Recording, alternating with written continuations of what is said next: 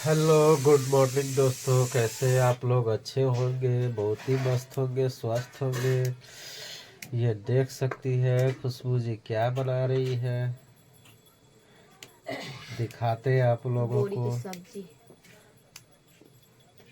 ये बोरी है कि सीव कहता है इसको, गांव घर में सीव सीव का नहीं है, बोरिए का। छोटा छोटा वाला है। ये बोरी छोटा है, वाला है, देख सकते हैं। इसी का बनाएगी भुजिया, दाल चावल बनेगा आज और भुजिया, समझे? आप लोग भी आइए, खाइए, मस्ती में रहिए और आप लोग ज़्यादा से ज़्यादा शेयर कीजिए। अभी अभी हम सो के उठे हैं, एक बहुत देर पहले उठ गई थी। क्या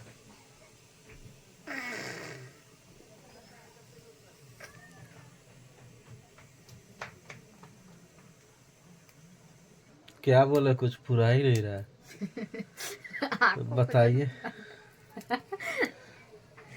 हम अकेले बोल रही, बोलवे न कर रही है, एगो आदमी कते बोलेगा के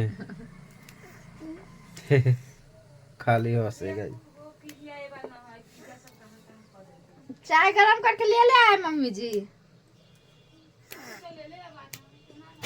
हाँ। दे दो मर्जा बात बोल रहे हैं। तू मर जा ना, गरम करके दे दो।